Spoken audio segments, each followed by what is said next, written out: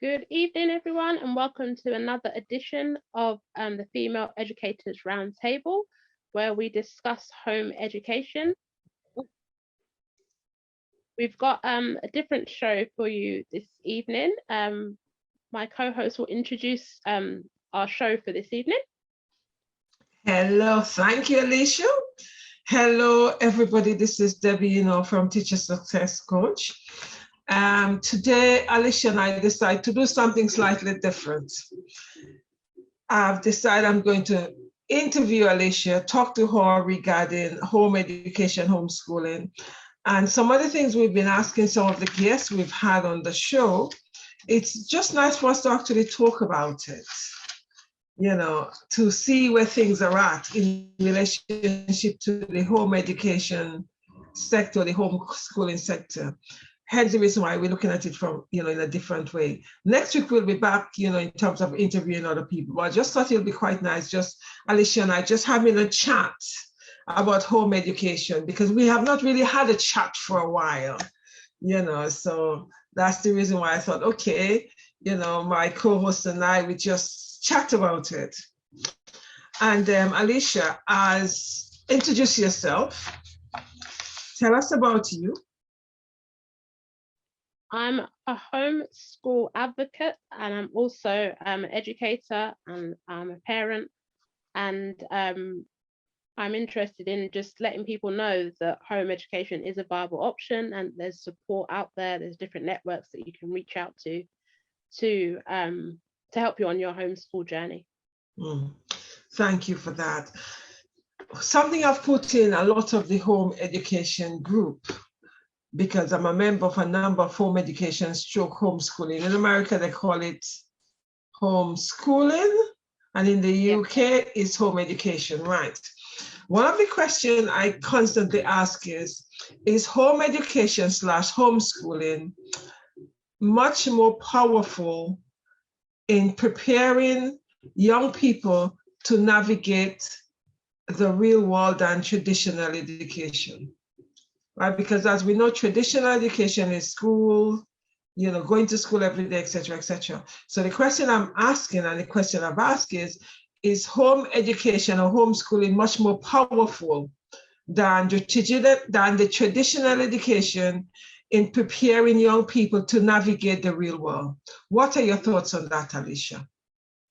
I believe that, home education is more powerful in preparing young people, because often it comes up that so many topics are missed out in school, and so many topics are not covered because there's hardly any time.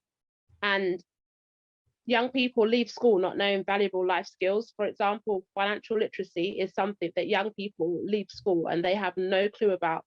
And we can say that's probably the reason why a lot of young people then end up getting into debt and using these schemes and borrowing money from different people, because they haven't been taught that simple financial literacy. Yes, we're taught Pythagoras theorem in maths and we're taught all different things, but does anyone actually remember being taught how to budget? Yes, I remember that A squared plus B squared equals C squared, but how is that ever? I've never had to use that in my life.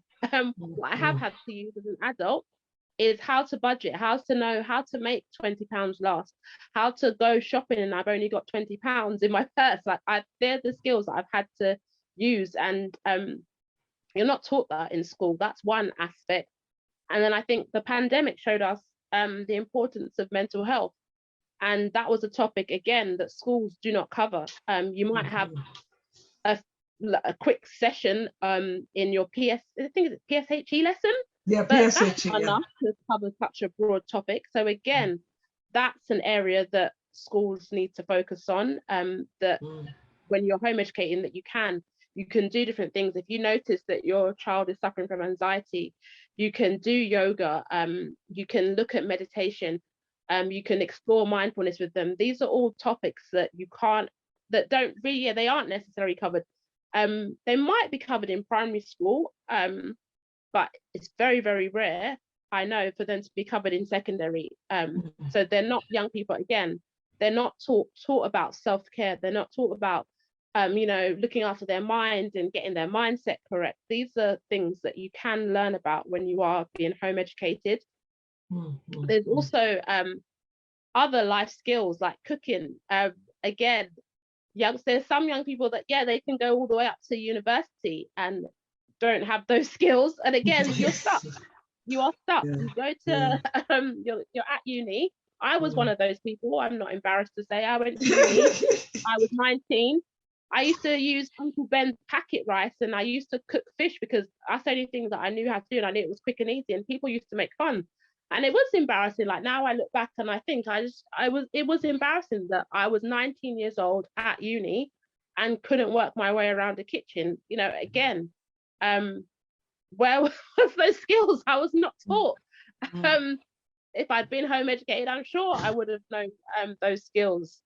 When you are like, again, the washing machine, again, basic skills you can incorporate when you are being home educated that you can teach your child. Because I know some children, they seem to think, oh, the washing just gets done by magic, but it doesn't get done by magic. There actually is a thing called the washing machine. It's washing your clothes, you know. The dryer's drying them if you're lucky enough to have a dryer, or you're using an air dryer, and then, you know, you're putting away those clothes, or if you're lucky, mum and dad's doing that for you. So these are just basic things that I feel that schools need to cover, and they fail to because they're so busy covering other topics. So I feel that, yeah, being home educated does prepare you much better with it does equip you much better with like life skills, and so that you are able to go out and navigate the real world. And also in terms of social skills as well, because it was someone on the show that pointed out, which I'd never really thought about, when you're in primary school, you're with the same group of people for 7 years.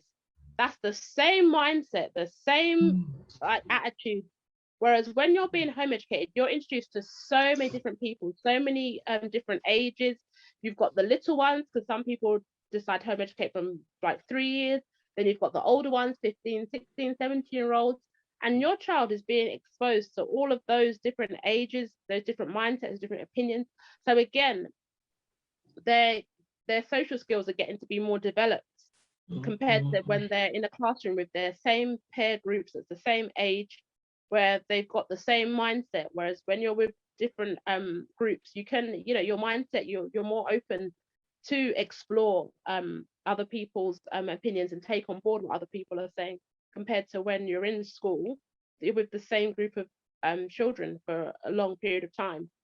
And it is like that in secondary, actually. Yeah, because I remember I was with my same form, and I had the same form tutor for 5 years.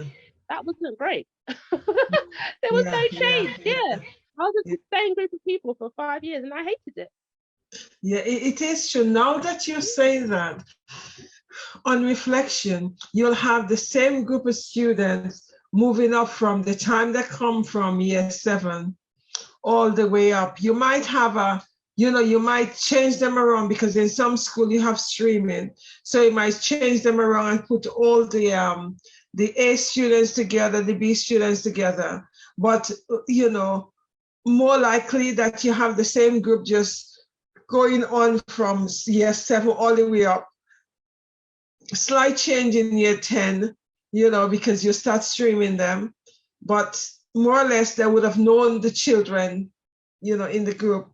It is very, very true. Now that you're saying that on reflection, you know, because I remember talking to a colleague and she said to me, oh yes, you know, I know them from year 7. Now she meet them again in year 10, you know, so it's like the same group. It is very true. It is very true. Something you said as well, which I'm going to add extra to, in terms of preparing young people to navigate the world, the real world. A lot of them don't even know how to open a bank account. And a lot of them don't even know how to fill in application forms. This is something I've been talking to students about in the past year or so, because some of them don't even know the basic to open an account, or in terms of the forms to fill in. And even when you're actually doing the UCAS application form, year 12 and year 13, not even 12, year 13, some of them still don't even know to fill in a UCAS application form.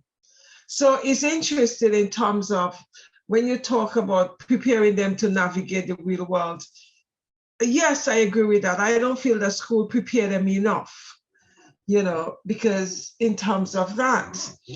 So what would you, sorry, yeah, No, no, sorry. I was just thinking that was so true that, yeah, when I came to doing my UCAS school, I remember I was literally on my own. It was very stressful because it was at a time where I know connections used to be around, but then when schools made all not schools, like when there were all the budget cuts and whatnot, things like the career services was the first to go in most schools and Mm, colleges. So I remember like filling out UCAS was stressful, especially when you're a young person and you had no one to turn to. And for me, where I was the first person in my family going to university, I couldn't even I didn't have anyone in my family that I could even rely on and to ask for support. mm. So yeah, that's very true as well. That things like filling out application forms, they're things that we should be discussing in schools as well. Yep, Doesn't get yep. done. Yep, and you know something you spoke about in terms of their mental health. Yes, especially now, you know, in terms of how you actually get them to, you know, navigate in terms of their mental health, what is happening to them in terms of preparing for exams and stuff. Only now some schools would do preparing for exams, but not all school does it. You know, so Yeah, that's things very, like very that. true. Yeah, the pressure that's put on you and the pressure that you put on yourself when it comes to examinations. But again, they're things that schools should be helping to like support you. And again, I just don't feel that that's done. Schools Mm. put so much pressure on you getting the results, and you as a young person, you're going home taking that on board, and it's not right. Like you're just getting so stressed. You're thinking that your one future depends on this result, and Mm. in all honesty, it doesn't matter. my SATs results don't matter now. My GCSE results don't matter. Yeah, people don't care. It is very true. They don't care what it is as long you're able to do it. That's the thing about it. As more and more parents and carers are opting for home education, do you think is it a trend or do you think there's a real crisis in the education system? I definitely wouldn't say it's a trend. I definitely would say that there is a crisis. Um, and I feel that the pandemic highlighted to parents that the school system is not what they thought it was. It showed them that they were able to educate their children, and they didn't need the input from the school. Because I know quite a few parents didn't follow what the school protocol was doing. Because parents, they were wise. They knew that you weren't covering all of that in one day. So a lot of parents opt to do their own timetable um, and work around their child and their children, because especially the parents that had to juggle work as well as having different age groups to manage as well, they wouldn't have been able to follow the school system. So they would have had to like come up with their own timetable, and they did do things like group lessons. So they would have done things like say um might have done Lego in the morning, and then again that's a DT lesson. You can say that's being creative. That's a form. Lego sometimes used as a form of therapy. So again, that's it's fun, it's creative for the child. So they would have had to like try to come up with ways so that they were able to still engage their child and also get topics covered. So they might have even for maths, they might have even said to like the older child, why don't you support the younger child? And that way that child is then learning by helping the younger child. So yeah, parents that had other children, they definitely would have been able to follow whatever the school had set for them. So I think that parents' eyes were opened, and they definitely saw teachers in a different light to how they used to see them. I know before a lot of parents just saw teachers as glorified babysitters, and we're not. That used to really get on my nerves. Like it takes a lot of work, and you don't ever switch off from being an educator. You're constantly thinking about your class. You're constantly thinking of ways that you want to help them. So I think that a lot of parents realize that it's not an easy job, but you can get the results, and they were able to see the results for themselves, that when they were home educating their children, their children were thriving, and they were able to support them just like how the teacher was able to support them. So I definitely wouldn't say that it was a trend. I think that a lot of people's eyes were just opened, and then they started to, like, I guess, network with other moms and start to research what home education actually involved. And I think that's probably why there was a rise, but in home education, because yeah, we definitely saw there was a rise compared to previous years. I can't remember the exact statistics, but there definitely was an increase compared to previous years. And I feel that people just want to be more in control of their children's education, because parents are seeing that not a lot has changed, where some schools are still doing the same topics from when they were at primary school, and that's not good. I think that's absolutely shocking. And the same books are still being used. Like, I worked in a school, and I laughed about it at the time, but now actually I think about it, it's actually really sad. They were still using the book Titch, which I think is, I can't remember who that author is of Titch, but this was in 2016, and they were still using the book Titch when they were talking about growing. And I was like, I read this when I was in school, and I went to school in the 90s. And I was like, we're in 2016, and I was really, really shocked. I was like, why are you still using this book? I was like, it's got like 19 something in it. But the head of year was like, oh, this is what we've always done, the same stance that I used to get. But I was like, to me, that's shocking. I was like, it's not actually funny that the same books that were used when I was in school are still being used. Like, there's not new books written every year. I just didn't understand. And like the topics that are being taught in school as well, I think parents just realize that, you know what, I want to have some control over what my child is learning, so that they are better equipped for this modern world. Because when children are leaving school these days, they're not ready for the modern world. They just don't understand. My friend, she says it like best. She's always saying that what is common sense to her is clearly not common sense to her son, and she puts that down to the school. And she says that she's noticed the difference between him now being home educated compared to when he was in school. His common sense is starting to increase, but she says sometimes she still has to be mindful of what she says, because I was like, it's true. I said, common sense is not that common. I said, for our young people, and schools are not reinforcing basic common sense.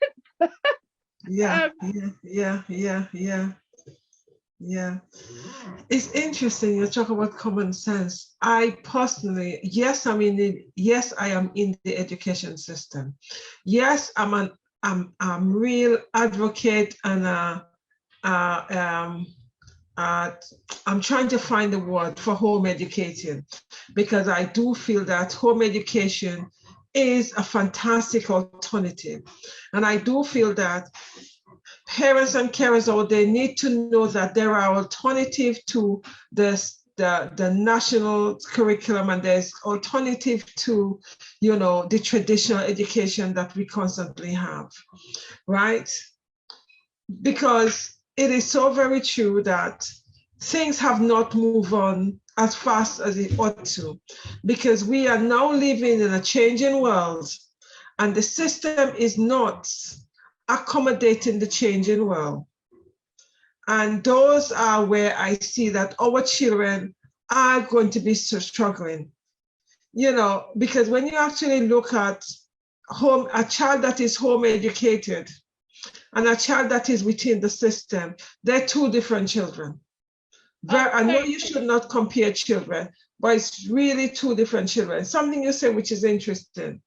Common sense isn't common. Children are not taught to be creative, innovative, think outside the box, or they're in terms of just thinking. They're programmed. They're programmed how to do things in a systematic way, right? So in terms of having innovative thinkers, you don't have that. Having children to think outside of the box, you don't have that unless the parents is spot on and think outside the box. Then they encourage the children to think outside the box, right? because these children just going through the system, being programmed. I said to my students yesterday, I said, I want you all to, I said, one of my role as an educator stroke teacher is to get you to think outside of the box. I said, because I don't want you to be thinking all you're seeing is this textbook. There is more from the textbook than just what is written there. You need to step outside, and you need to be, you need to start thinking differently. You need to see things on a holistic basis than just what the book is telling you. And I'm encouraging them to be self-educated, because self-educated is wonderful, because it means they're thinking outside of the box. I'm supposed to be interviewing you and I'm talking. No, but it's true. It is true that there is a difference, and schools don't encourage that. Like, again, it links back to cuts where you don't get that creativity, and some pupils just aren't. Like, I remember from when I was in school, they did a thing where I know it probably was damaging psychologically, because I know my friends at the time who didn't get chosen to do GCSEs, who were told basically, you're not smart enough for GCSEs, so you're going to do GNVQs, and they did a lot of day trips, and they were told to go on like hairdressing courses and whatnot. And at the time, it was devastating, and I guess it did cause a divide. But at least my school was recognizing that not everybody was academic. So and they were giving them another outlet, because one of the girls, she's still in hairdressing now, she's still in the field now, and it's exposed her to a lot. And she even says that she's glad that she didn't get chosen for GCSE. She's glad she didn't go into uni. She's glad she's not in debt.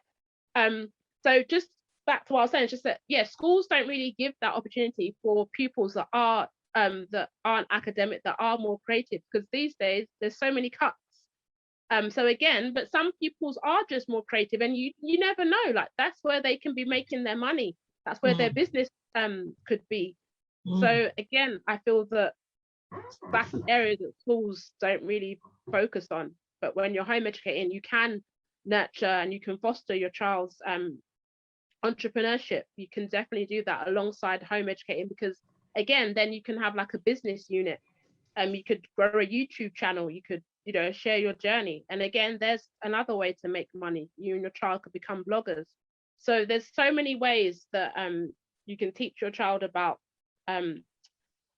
finances, and also just business, enterprise, entrepreneurship when you're home educating, compared to when you're in school. These are things that are just not covered, unfortunately.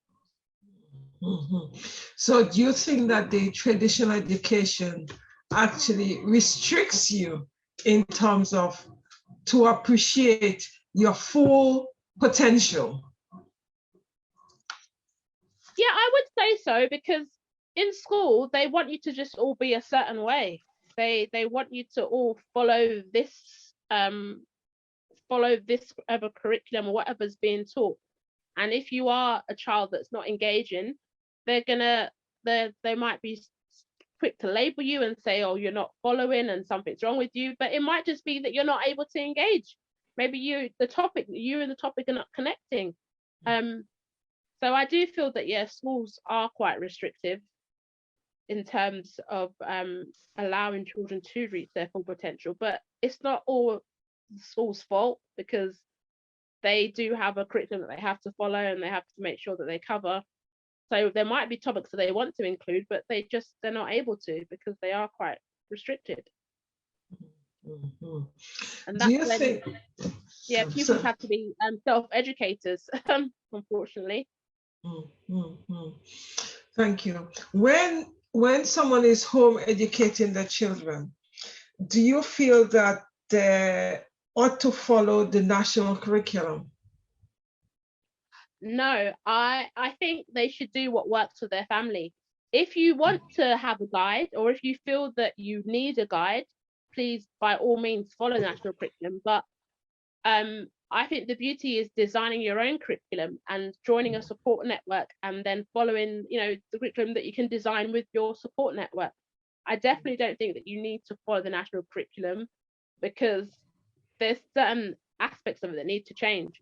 So I think it works when you you just design your own curriculum. I found that worked for us. Like when we were doing home educating during the first lockdown, it just, for me, it didn't work following what the school was asking to be done, because I'm not a worksheet person. I've never believed in worksheets. I try not to be a worksheet teacher.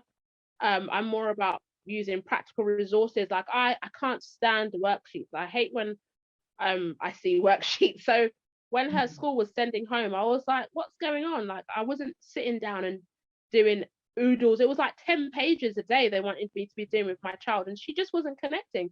So straight away I was like, you know what, I'm gonna come up with my own curriculum. And she engaged then when it was practical learning activities, when we were actually doing something that she enjoyed. It was hands-on learning was actually taking place, compared to when I was saying, right, we're doing this now, sit and complete this, write this story. There was no connection. It was a lot of resistance. So I think if you need some support, yes, please do follow. But if you don't, then just enjoy finding out what is your child likes to learn about, what's their passions, and then follow through. I can't remember who it was, or who we had on that spoke about their child being interested in dinosaurs, and then there's so much that you can spark from that one topic. So it's about finding your child's interest and just going off of those. Thank you. You know, the other thing is, when I first started teaching, and when the national curriculum, more so when the national curriculum came in, every school had to follow the national curriculum very prescriptively when it actually started, when it actually was introduced. However, now that we know that a lot of the academies do not follow the national curriculum, and they do not have to follow the national curriculum. All they need to follow is maths, English, science, and RE. Anything else, they could deviate from that. So bearing those in mind, do you think that in terms of homeschooling, that the same thing could apply? Oh, most definitely. I feel that when you are homeschooling, home educating, take the opportunity to take back control and decide what you'd like your child to be educated on. If you want to focus more on computing, if you want to focus more on science, because I know that some parents, that's what they prefer. Like some parents prefer to just focus on a STEM curriculum, and why not? If that's what your focus, that's where your focus is, and that's what you want your child to pursue, because it might help their prospects in the future. Go for it. So I feel that yes, you've got that control. Take it back, and yes, follow what you feel suits you and your family. It's always about just exploring what works for you, and not worrying about what other people are doing, because that can sometimes become a problem when you're thinking, oh, well, that family's doing this, but that's what works for them. So I feel that yes, home educators should follow the same as like academies, and choose what they'd like to educate their children in. Thank you. In terms of when a child is home educated, right? What happened after, let's say when it's GCSE time, what happened then? Then when it's time for like your GCSE school, you have to, in advance, you need to make sure that you join groups so that they can help you to go to like different centers to do your exams. And the only main difference is you then have to pay. So whereas a child that's in mainstream education, they don't have to pay, when you're home educating, you do have to pay for how many exams your child is taking. So I would say that when your child is at a GCSE age, and definitely make sure that you join groups, because that's what a lot of the home educating mums that I know do. And that way you've got the support, and when they go to like the centers, they're not alone. Like they see people from their group, and they'll do the exam on the same day as other pupils like in mainstream. So it's not that much of a difference, just that they're not in school like the other children are. Like they won't be in their uniform, they'll be in their own clothes, and just that you have to pay. I know that some parents might not be aware of that. Right. Okay, so which means that when you home educate your child is on the same academic journey, if you want to, as a child in the mainstream school. Yep. And you can, in some cases, I knew a little boy, he was doing his GCSEs early, actually. He was 9 and he was already taking his maths GCSE. And another girl I know, she's already in college, but she's not college age. But she's Right. already doing, that's because she's been home educated. Yeah, I'm Right. pretty sure she's not college age. Right. But yeah, Right. already Right. she's doing like college classes. And that's from being home educated. Right. So home education, are you saying that home education give the children much more flexibility and in terms of the opportunity, flexibility and opportunity as to when they're able to do their GCSEs? No, most definitely, because I know that the parent of the 9-year-old boy, she just wanted him to get them out of the way so that, you know, he could then, when he did get closer to doing, he would have less GCSEs to do basically. So he was doing his maths and his English. So then he would have less to do when he did get did get close to GCSE age. And then also it would just given him more time now to pursue his other interests. Right. And in terms of like opportunities, there are greater opportunities. When you are home educating, you can pursue like interests like I think it's called rock climbing. But there was a boy that I know that he's now like, he's got like certificates in rock climbing, and that's all because he's yeah, that's one of the opportunities that he's gained as a home educator. Mm. I can't remember what his certificate is. I can't exactly explain it, but basically his mum was quite proud, and she was saying that that's an opportunity that homeschooling has allowed her to do, and allowed her son to do, because he wouldn't have got the opportunity being in school to progress with his rock climbing. Right, right, right. Thank you. Are you saying, would you say that home education allows the child to do things that the school restricts them from doing? Most definitely, because activities like say forest school and rock climbing, a lot of the kids, they go ice skating. These are all opportunities these are things that kids would normally only be able to do on the weekend. But when you're home educating, you can fit them into your timetable, and it breaks up the weekend. It's just your child has been exposed to greater opportunities than they would have been in school. Because what schools do you know, apart from maybe the private schools, enables your child to go ice skating like during the week and give them, or rollerblading, give them those sort of opportunities? It's very rare. You get those opportunities. They would only be able to have them on the weekend. So when you are home educating, there's just greater opportunities and more that your child can go and participate in, which I think works out in their favor. Yeah, it is very true, because you know, in terms of which child would go to the theater in the middle of the week. That's true. Yeah, that's another opportunity. Like a lot of parents, they enjoy that. Like I know some schools do try to promote trips, especially for children that are, I think it's, yeah, when you go to like inner city schools, like schools I've worked in, they do try to promote the curriculum by doing a lot of outside trips. But then not all parents can then afford those trips. So then the children that you're doing them for, they still miss out. Because their parents, doesn't matter. You can do the subsidized, right? But to some parents, that £10 to you it might just be £10, but to some parents that's a lot of money. That's food shopping money. That's electric money. That's gas money. So to them, £10 to the theatre is not happening. And so with home education, again, there's greater flexibility, and you can go to the theatre during the day. There's so many other things that you can during the day, and it's cheaper as well because everyone's at school. Everyone's at school, so you can get those opportunities. Like when you go to like indoor places, it's nice and quiet. You get your group discounts, and you know the children can just have, you know, a great time and socializing. And it's lovely to see when the children are together, because they get to know their community, and they get to know that, you know, we're all home educated, we're all on the journey, and you know they can share their experiences. Like they don't. I know a lot of people. It's funny when you think about it, but a lot of people seem to just think that home education is just you tied to your desk, which is, to me, that's just insane.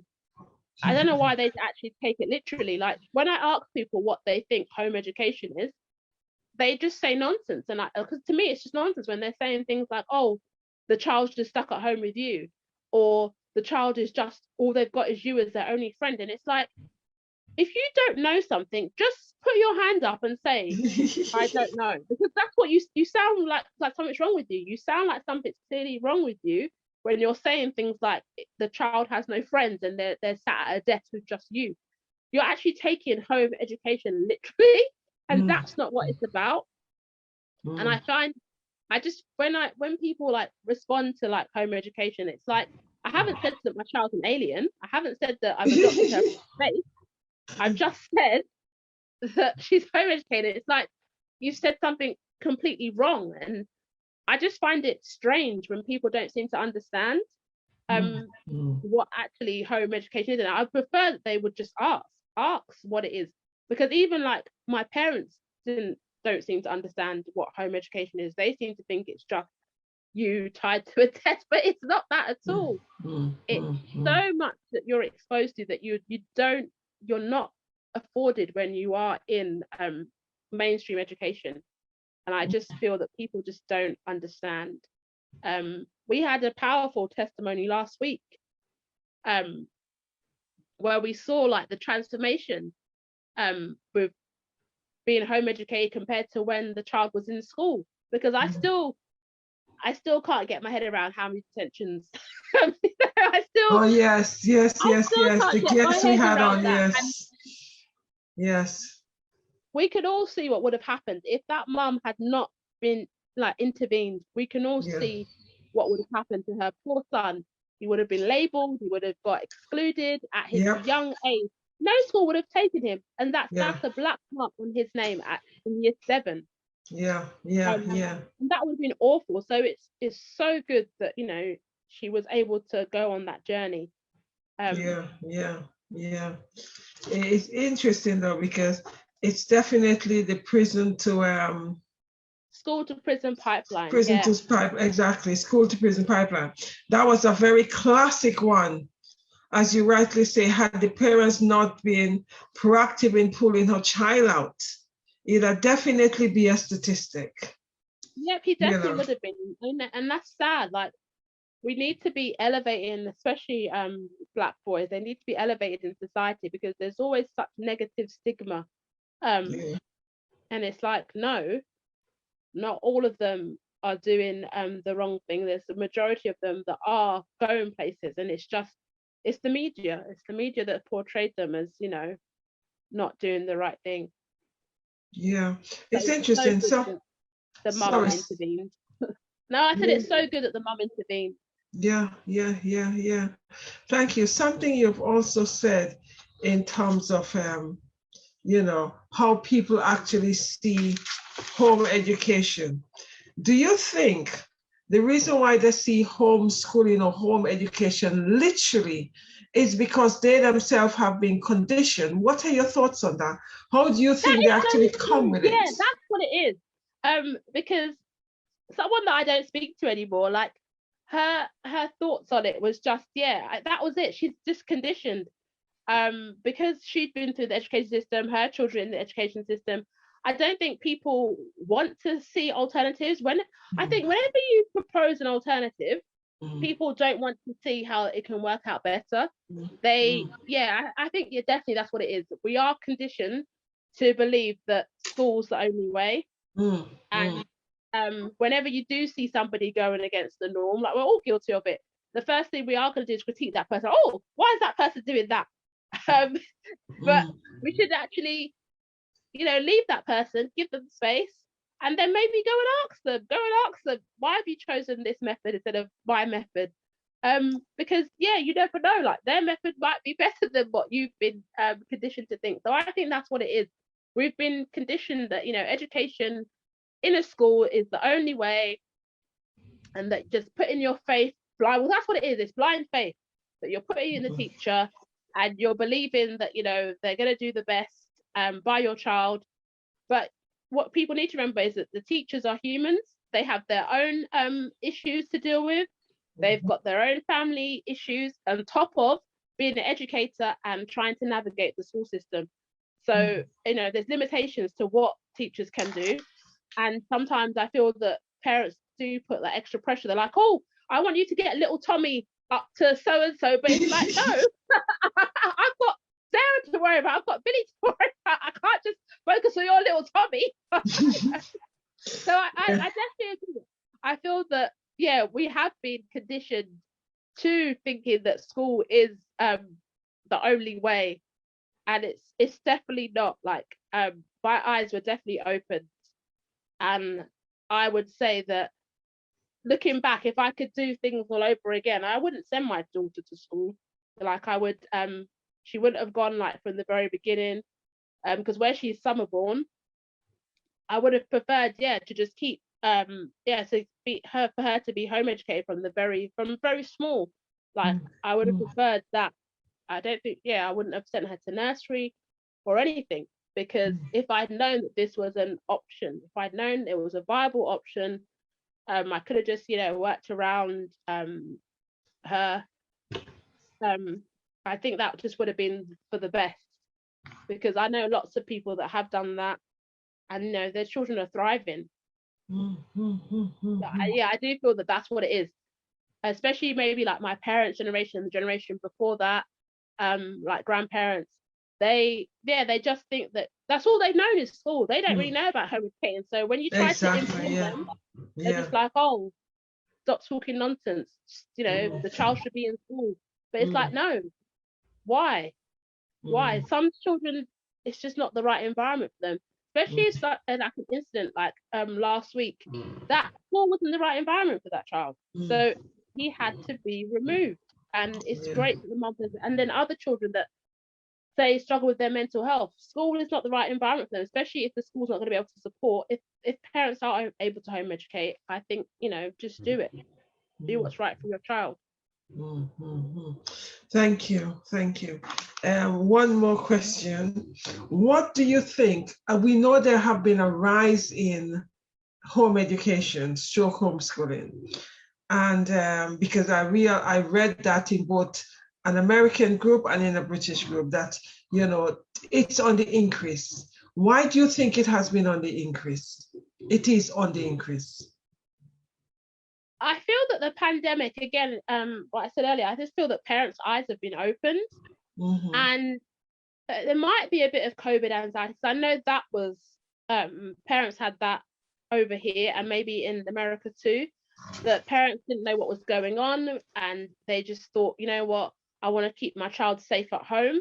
But on top of that, I also feel that parents just wanted to take back control of what their children were learning, because they saw for themselves that, wait a minute, why are we still doing what I was taught in school? Like, there hadn't been any progression. And some parents, they left school like 20, 30 years ago. And it's pitiful if you're still seeing the same, education being delivered.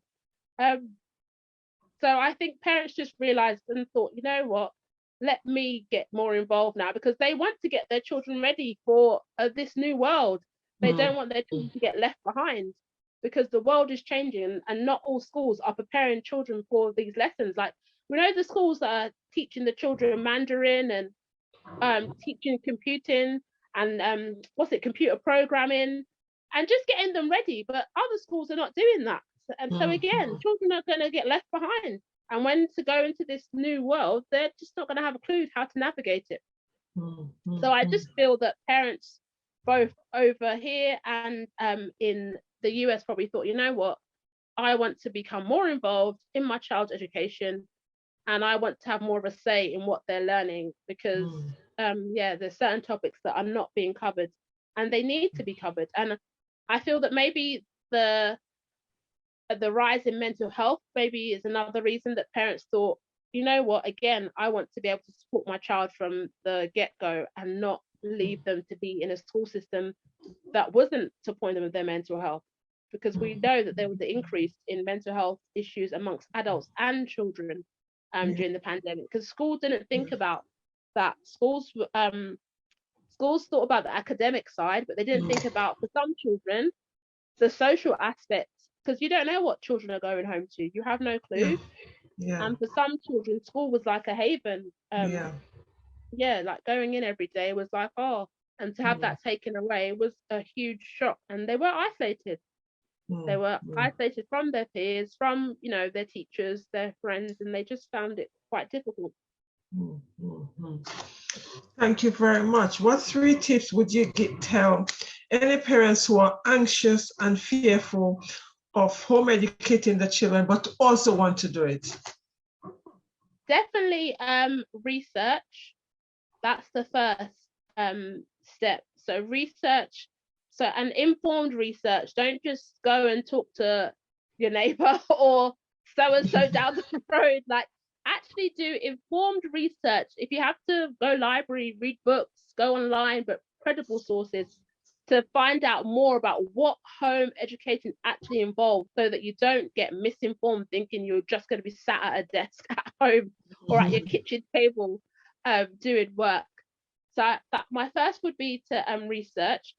Then I would say try and, if you can, join a community, and then just put in a little message saying, I want to explore homeschooling, home education. Can you give me some more information? Can you put me in touch with some services? I think that's definitely another good way to go. And third, I would say once you have managed to do some research and also connected with someone like in different groups and whatnot, then definitely speak to your child, find out you know, if it's the right decision for them, because, and to decide like as a family, because for some it might not be the right decision. It might be, okay, you might have had an issue with the school, it might just be it might not be that severe that you need to remove them. So definitely conversations need to be had and see if it works for you as a family before rushing into a decision. So in summarize, research, join a community to find out more, and then just have discussions as a family to find out if homeschooling, home education is going to be working for you guys. Thank you very much for that, Alicia. Have you got anything else you have to say? No, it's been lovely having a conversation about home education. Yes, thank you very much. Very, very informative. You know, because something you said, which is really interesting, is like, you know, when people are talking about home education or homeschooling, they actually think about it literally. And, you know, it is exactly as they've been programmed, right? Because of the programming we've all gone through. Some of us dash the programming because we realize it doesn't solve us. But some people actually still take the full programming on because of fear as well, the fear of the unknown. Oh yes, well, you know, if I home educate my child, would my child be learning enough? Of course, your child will be learning enough and more, because your child would become a critical thinker other than a program individual, because your child would also be, you know, self-educating as well as, you know. So those are the things that we need to look at as educators in the traditional sense, who are advocate and passionate about alternative education, because there is a lot to say out there for alternative education, and we must make no mistake that it is a viable option. Very, very true. You know, thank you so very much, Alicia, for actually sharing all of that with us and increasing people's awareness of the power and the magic of home education and homeschooling. As I said at the beginning of the show, next week we'll be coming back with another home educator, homeschooler, who we are going to allow to share their journey with us. But I just thought it was quite nice for us today, so that, you know, I'll interview Alicia so she actually talked to us a little bit more in terms of home education. And I do hope that you people out there who are considering homeschooling or home education, this have actually triggered you and enhance your knowledge and increase the you know, your appetite for actually home education your child. Because believe me, if I know now what I know then, my children would have been home educated, because, you know, we did this, you know, the Saturday school, which was a support. But in terms of home education, oh my goodness, as an education in the traditional system, boy, aren't I seeing the benefit of an alternative system? Oh my goodness, definitely. Anyway, thank you very much again, Alicia, and take care, everybody. Thank you guys for tuning in, and I do hope and I do know that you all would have found some value from what we're talking about. And don't forget to join us next week for another show. Take care. Stay blessed.